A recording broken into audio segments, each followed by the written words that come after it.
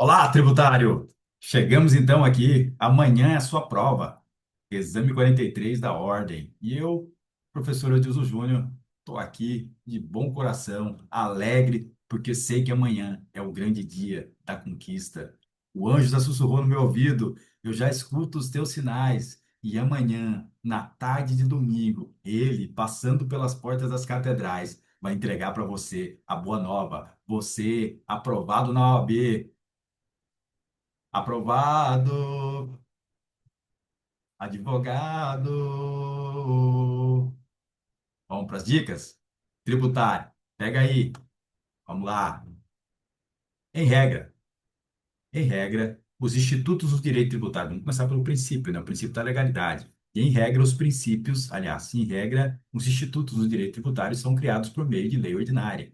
E onde cabe uma lei ordinária, cabe o quê, meu Deus? Cabe uma medida provisória, cabe uma MP. A MP entra, ela é amiga da lei ordinária, ok? Nós temos aqui sete matérias de lei complementar, que são as nossas exceções, as que não passam pela lei ordinária. Quais são elas? Nós temos as normas gerais, a dona Gessir, lembra da dona Gessir? Dona Gessir, normas gerais, empréstimos compulsórios, IGF, que Imposto sobre Grandes Fortunas. Quatro, a competência residual, são os novos, que se bifurcam, que se dividem em impostos e também a contribuição de seguridade. E a reforma nos trouxe o IBS, o Imposto sobre Bens e Serviços e o CBS, que é a contribuição de bens e serviços, e ele, o sétimo, o imposto do mal, o imposto do mal, do mal, do mal, para quem faz mal ao meio ambiente, ok? Vai tentar o quê? Vai tentar desestimular, né, o comércio, a produção em torno daquilo que faz mal ao meio ambiente. É o imposto seletivo. Vamos lá então, vamos avançar. Mais umas coisinhas que nós temos que saber aqui sobre a reforma tributária, pegando carona, é que a reforma vai trazer o IVA dual. O que que é isso? O que que é isso, mestre? Bem, nós temos lá o CBS, que é o imposto, o CBS, que é o imposto. Deixa eu pegar aqui, deixa eu ver se eu consigo fazer uma nota. Ah, tem aqui. Consigo fazer uma anotação aqui. Vamos lá. Então, nós temos o CBS, nós temos o dual, o imposto dual. O que acontece com ele? Ele vai substituir o COFINS. Ele vai substituir o COFINS, o PIS e a contribuição de importação. Ou seja, ele vai transformar esses três impostos aqui, esses três aqui, ó, essas três, esses três tributos em uma única contribuição, que é a CBS. Ok? Então, nós temos também aqui do outro lado um imposto estadual do DF dos municípios, que é o IBS, o Imposto sobre Bens e Serviços. Está lá no artigo 156, a linha A, né, da Constituição, e ele vai substituir o ICMS e o ISS, ou seja, esses dois somados vão nos dar origem ao IBS. Ocorre que esses impostos aqui vão ser criados por meio de lei complementar.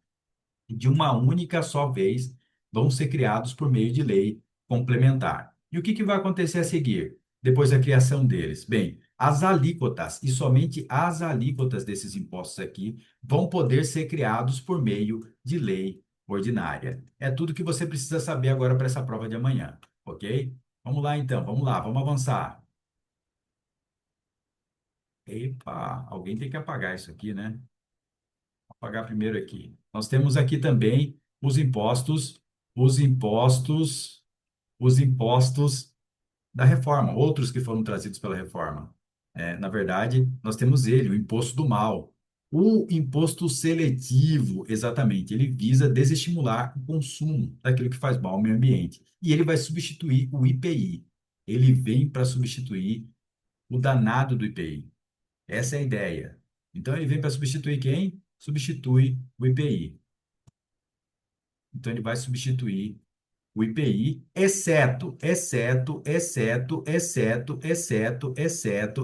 na Zona Franca de Manaus. Somente na Zona Franca de Manaus que isso não vai acontecer, ok? Mas em todo o território nacional. Esse imposto pertence à União. E nós teríamos uma nova contribuição que vai pertencer aos estados e ao DF, né? Contribuições estaduais, que vão atingir os produtos primários e semi-elaborados. E vai substituir os antigos fundos estaduais, ok? Vamos lá, vamos lá. Vamos avançar para mais uma. Vamos avançar para mais uma. Ok. Avançando, avançando, avançando. E aí, nós temos algumas exceções também com relação à lei ordinária. Algumas coisas não são criadas por meio de lei ordinária, mas por atos normativos do Poder Executivo. Entendo o que eu quero dizer. Algumas coisas, né? Nós temos as normas, a pirâmide de Kelsen, né? Nós temos algumas normas e algumas normas são constitucionais. Outras normas são legais. E o direito tributário, agora, nesse momento, faz uso das, das normas infraconstitucionais, ok? Aliás, as normas infralegais, nesse momento, através dos atos do Poder Executivo, ou seja, decretos, portarias, instruções normativas, atos do Poder Executivo. E aqui, ó, a primeira delas nós temos que nos atentar. O II, o IE, o IPI e o IOF são impostos, que regulam o mercado, são também conhecidos como extrafiscais. E, por meio de decreto, por meio de atos do Poder Executivo, o presidente da República, nesse caso, pode alterar as alíquotas, e somente as alíquotas desses impostos para o controle do mercado. É claro, dentro do parâmetro legal. Pode também reduzir e restabelecer a CID, combustível, e o ICMS para combustível. Essa também é uma outra característica. O administrador pode? Pode, a qualquer momento, numa canetada. Um decreto? Pode ser por decreto. Pode ser por portaria? Pode ser por portaria também. Ok? Terceiro, a atualização da base de cálculo. E somente a atualização. Não se esqueça, a atualização não é a mesma coisa que aumentar tributo, atualizar. A inflação foi de 4,8, até 4,8 pode ser atualizado. Acima disso é aumento, não pode. Só pode o quê? Só pode atualizar. E a atualização da base de cálculo é possível por meio de atos do Poder Executivo. As obrigações acessórias também podem ser realizadas por meio de atos, instruções normativas e atos do Poder Executivo, como um decreto, como uma portaria. E a mera alteração do prazo de pagamento não configura uma alteração na lei. E exclusivamente, é somente uma alteração do prazo de pagamento ou a forma de parcelamento. Não há problema algum. Pode também ser feito por atos do Poder Executivo. Vamos lá, então, tirar isso aqui para a gente avançar. Vamos lá, vamos avançar. Também temos ela aqui, ó. Agora, o princípio da anterioridade. Vamos lá agora descobrir como é que esses institutos vão fazer efeito e quando eles podem. A regra geral. Regra geral. A regra geral é essa aqui, ó. A regra geral é essa aqui. Anualidade e nonagesimal. Anualidade e nonagesimal. Sendo que o anual começa em 1/1 e nonagesimal após 90 dias. O que é isso? A capacidade de instituir, majorar e revogar qualquer benefício. Esse imposto, aliás, esse princípio, ele tenta proteger contra um outro princípio, que é justamente da não surpresa ao contribuinte, dando espaço para que esse contribuinte possa se preparar para a cobrança do devido imposto, da devida contribuição, da devida taxa, enfim, do devido tributo. Vamos avançar então? Vamos avançar. O que vai acontecer? Em regra, nós vamos ter duas datas. Uma que é a data nonagesimal e outra que é a data anual. A data maior é a resposta da questão. Sempre a data maior é a resposta da questão. É igual à resposta da questão, ok? A data maior é a resposta da questão. Perfeito, perfeito. Vamos avançar, vamos avançar, vamos avançar.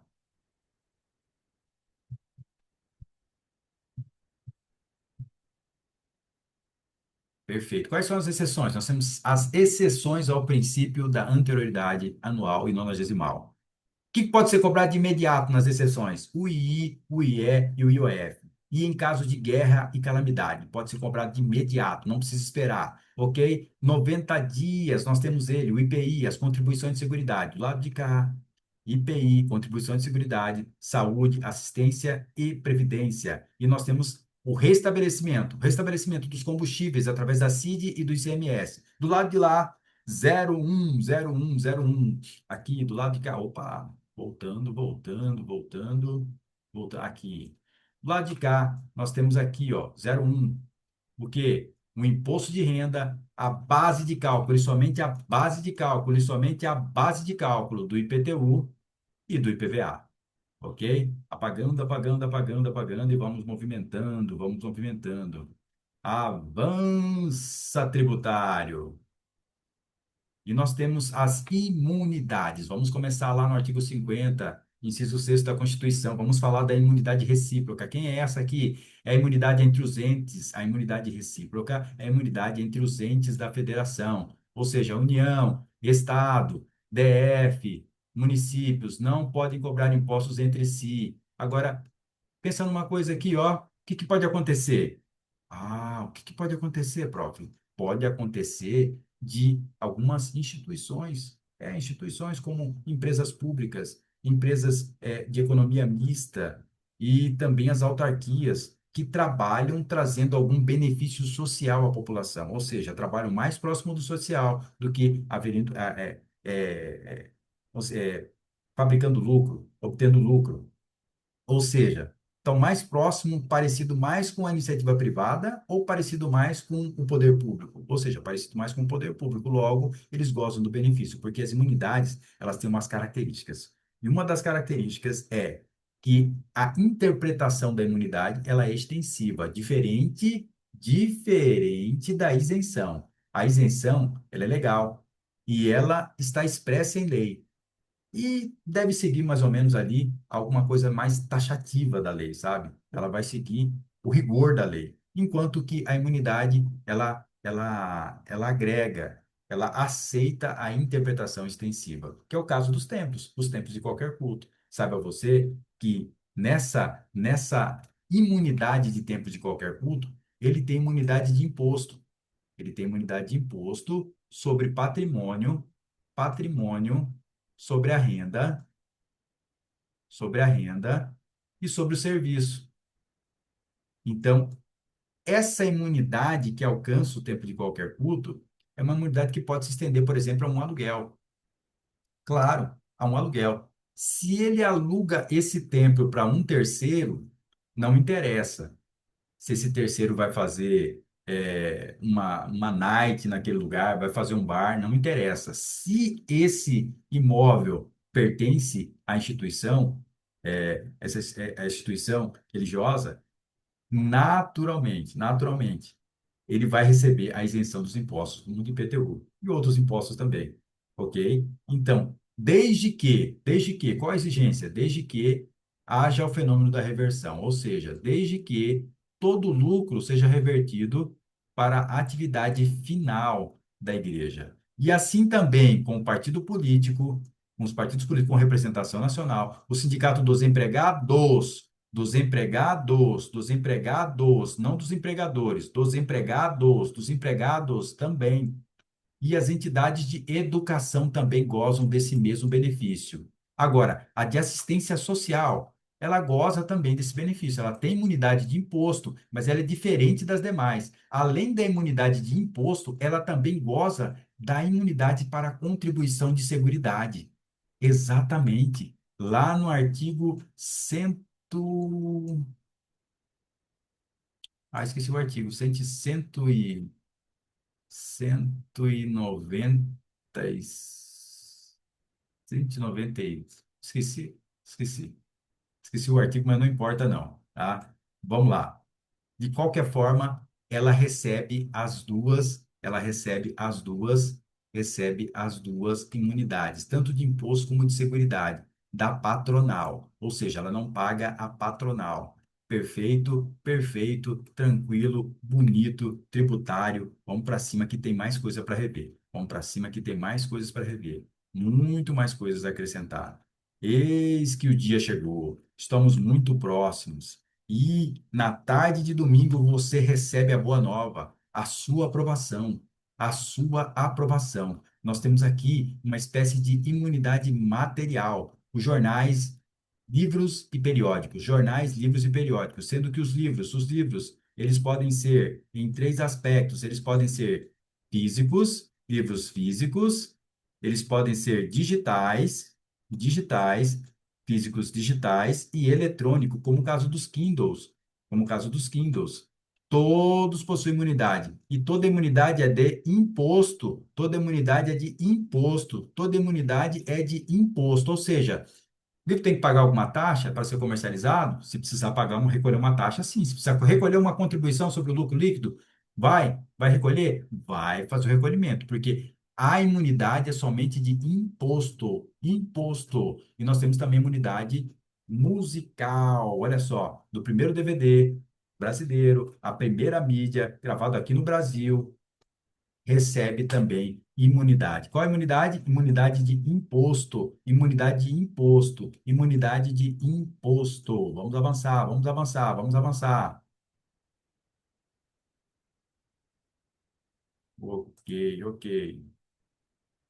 Vamos lá. Mais uma nova que a reforma trouxe para a gente aqui, ó. Agora está consagradíssimo isso daqui, olha só. Essas imunidades. Se eu tiver um projeto, né, e quiser doar, aliás, se eu quiser doar um imóvel para um projeto da União, para conservação do meio ambiente ou para instituição de ensino superior federal, eu recebo imunidade de ITCMD. Ou seja, eu recebo a imunidade de ITCMD para doação, para o poder público, para a União, para projetos de meio ambiente e também para instituições de ensino superior. Não é cobrado o ITCMD, não é cobrado. Você recebe uma imunidade de imposto e de imposto. Perfeito, perfeito, perfeito. Também recebe essa mesma imunidade de TCMD as entidades, né, para as entidades religiosas e de assistência científica com projetos para assistência social e também técnicos científicos, projetos técnicos científicos, ou seja, também recebe imunidade de TCMD, não faz recolhimento de TCMD. Vamos lá, vamos avançar, vamos avançar, vamos avançar. Temos uma nova aqui, deixa eu apagar isso daqui para ficar bonitinho para você, ó. Deixa eu apagar, vou apagando, vou apagando, vou apagando, vou apagando, vou apagando, vou apagando. Ok, ok, ok. Nós temos também uma imunidade. A imunidade agora do IPVA. É imunidade, não é isenção, é imunidade no IPVA. Isso aqui é muito novo também e vai começar a cair e vai ser na tua prova amanhã, ok? Então presta muita atenção aí, ok? Então recebe imunidade de IPVA. A aeronave agrícola de operador certificado. O operador tem que ser certificado. O operador tem que ser certificado. Embarcação de pessoa jurídica com outorga para prestar serviço de transporte aquaviário e pesca, ok? Não sei por que isso aqui ficou desconfigurado. Plataforma que se locomove em água por meio próprio. O que é isso? Plataforma que se locomove em água? Uai, as plataformas da Petrobras, né, extração de petróleo. E o trator e máquina agrícola. Veja bem que essa imunidade IPVA atingiu justamente o setor, né, do agro, né? O agro foi beneficiado aqui com essas imunidades. Vamos fomentar o agro, gente, fomentando o agro. Tributário na veia, tributário na área, tributário na área. Vamos avançar, vamos avançar. Nós temos também, vamos pular, vamos pular. Nós temos algumas alíquotas progressivas. Progressivas, quais são elas? Imposto de renda, ITCMD, e progressivo também, em função do valor. ITR, em função também da localização do imóvel, tamanho do imóvel, IPTU também, tamanho do imóvel, localização, IPVA, tipo de veículo, ok? Quanto ao modelo de veículo, recebe também alíquotas progressivas. Esses recebem alíquota progressiva. Ó, o imposto de renda, por exemplo, aqui. Vamos avaliar aqui. Temos lá as alíquotas: 7,5, 17, 17, 15, 15,5, 27,5 alíquota, são as alíquotas progressivas do imposto de renda. Vamos para cima, então, vamos para lá, vamos chegar onde a gente precisa chegar, quase terminando.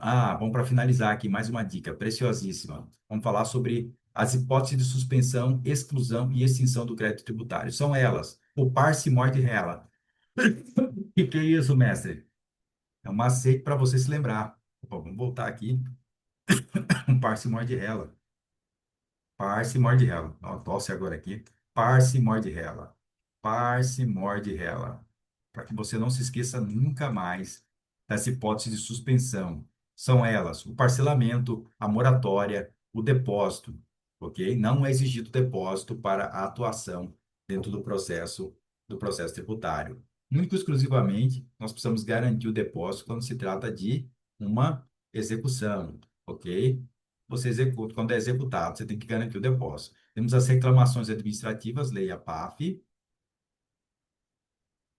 processo administrativo fiscal, a liminar mandado de segurança e a tutela. Todas elas são hipóteses de suspensão. Entrou esse instituto no meio da questão, está suspenso a exigibilidade do crédito. E pode, nesse momento, ser emitida certidão positiva se não tiver outro débito, né? Certidão positiva com efeito negativa, ok? Tranquilo, então. Nós temos também a exclusão. Nós temos as duas hipóteses, a única das duas hipóteses de exclusão. AI, anistia e isenção. AI, anistia e isenção. E agora, o que que sobra? Para extinção, todo o resto. Pagamento, dação em pagamento, todos os 12 tópicos aqui. Ou seja, eu preciso entender só do que? Eu preciso decorar exatamente só isso aqui. A hipótese de suspensão e a de exclusão. Parsimônia de rela e o AI. Ok? Bem, eu desejo uma ótima prova. Como eu já disse, o Espírito Santo vai conseguir fazer você lembrar de todas as dicas. Vá em paz, siga, sabe, um caminho de vitória.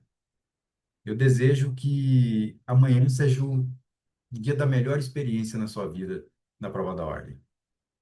E você possa sair de lá colhendo a semente que você tem plantado em todos esses dias.